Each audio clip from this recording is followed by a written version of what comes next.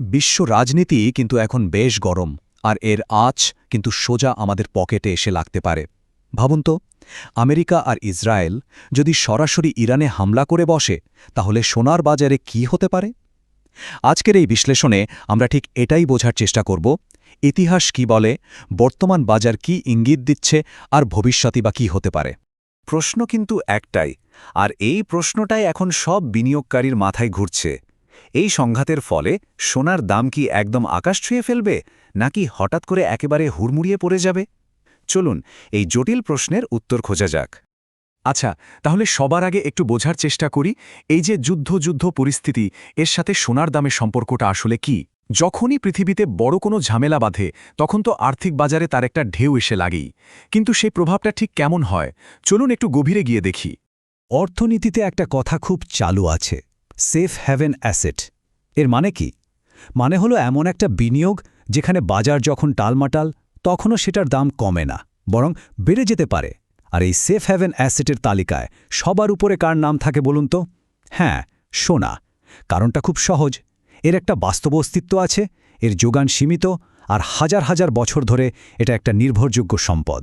তাই যখনই বিশ্বে কোনো সংকট তৈরি হয়, বিনিয়োগকারীরা অন্য সব কিছু থেকে টাকা তুলে এনে সোনা কেনা শুরু করে। ইতিহাস কিন্তু আমাদের একই কথা বলে।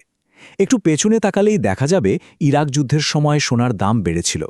আবার খুব বেশি দিন আগের কথাও নয়, এই যে রাশিয়া ইউক্রেন যুদ্ধ শুরু হলো, তার কয়েক সপ্তাহের মধ্যেই আন্তর্জাতিক বাজারে সোনার দাম প্রায় $200 পর্যন্ত লাভ দিয়েছিল। কারণটা সেই একই, মানুষ স্টক মার্কেটের মতো ঝুঁকিপূর্ণ জায়গা থেকে সরে এসে সোনায় আশ্রয় নেয়।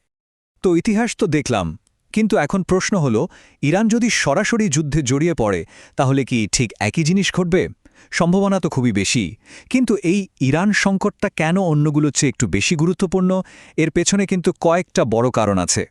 দেখুন, ইরান শুধু একটা সাধারণ দেশ নয়, এটা মধ্যপ্রাচ্যের একটা বিরাট শক্তি আর বিশ্বের অন্যতম প্রধান তেল উৎপাদনকারী দেশ। তাই যদি সত্যি সত্যি একটা বড় আকারের যুদ্ধ বেঁধে যায়, তার প্রভাব কিন্তু সারা বিশ্বে ছড়িয়ে পড়বে। যুদ্ধের প্রথম এবং সবচেয়ে বড় ধাক্কাটা লাগবে তেলের বাজারে। বিশ্বের তেল পরিবহনের যে মূল রাস্তা, মানে হরমুজ প্রণালী, সেটা ইরানের একেবারে নাকের ডোগায়। যুদ্ধ শুরু হওয়া মানেই তেলের সাপ্লাই চেনে একটা বিশাল সমস্যা তৈরি হওয়া, আর তার ফল কি হবে? তেলের দাম লাফিয়ে বাড়বে। আর যখনই তেলের দাম বাড়ে আর বিশ্বজুড়ে একটা অস্থিরতা তৈরি হয়, তখন কিন্তু চাপটা এসে পড়ে মার্কিন ডলারের ওপর। ফলে ডলারের মান কমে যাওয়ার একটা বড় আশঙ্কা তৈরি হয়। তো একবার ভাবুন, একদিকে তেলের দাম বাড়ছে, শেয়ার বাজার পড়ছে, আবার ডলারও দুর্বল হয়ে যাচ্ছে। এই অবস্থায় বিনিয়োগকারীরা কোথায় যাবেন? তাদের জন্য তখন একটাই নিরাপদ আশ্রয়, আর সেটা হলো সোনা।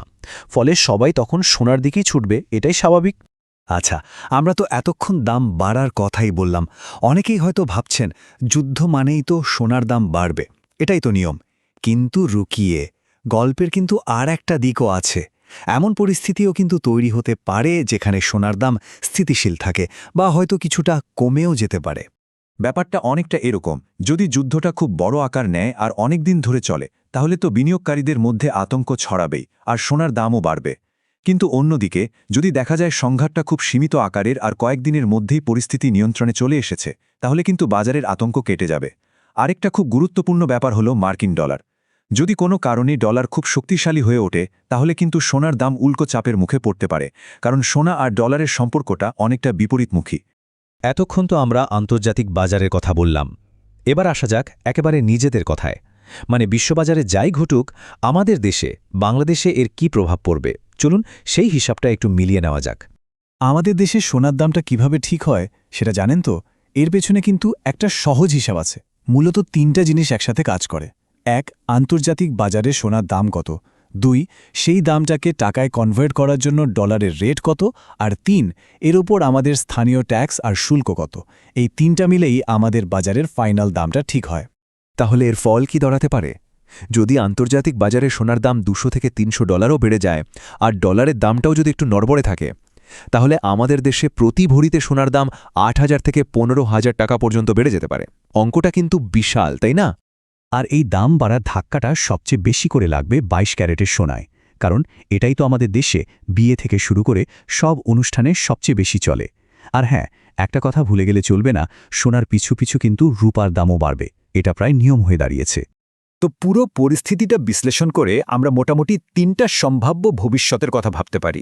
চলুন এক এক করে দেখে নিই সেই 3টা সিনারিও কি হতে পারে আর তার ফলাফলই বা কি হতে পারে। এই স্লাইডটা দেখুন, এখানে পুরো বিষয়টা একেবারে পরিষ্কার। প্রথম সিনারিও, যদি বড়সড় দীর্ঘস্থায়ী একটা যুদ্ধ লেগেই যায়, তাহলে সোনার দাম লম্বা সময়ের জন্য বাড়তেই থাকবে, কোনো সন্দেহ নেই। দ্বিতীয়ত, যদি হামলাটা ছোটখাটো আর অল্প সময়ের জন্য হয়, তাহলে দামটা হুট করে একটু বেড়ে গিয়ে আবার হয়তো স্থিতিশীল হয়ে যাবে। আর শেষ এবং সবচেয়ে ভালো সম্ভাবনা, যদি কোনোভাবে আলোচনার মাধ্যমে একটা সমাধান বেরিয়ে আসে, তাহলে সোনার দাম স্থিতিশীল হতে পারে, এমনকি কিছুটা কমতেও পারে। এই মুহূর্তে বাজার কিন্তু খুবই সংবেদনশীল একটা অবস্থায় আছে, তাই হুট করে কোনো বড় সিদ্ধান্ত না নেওয়াই বুদ্ধিমানের কাজ হবে। তবে শেষ প্রশ্নটা কিন্তু থেকেই যায়, এই যুদ্ধ পরিস্থিতিতে সোনার দাম কি প্রতি ভরিতে 1.5 লাখ টাকার মাইল ফলকও ছাড়িয়ে যাবে? এই প্রশ্নটার উত্তর হয়তো সময়ই আমাদের বলে দেবে।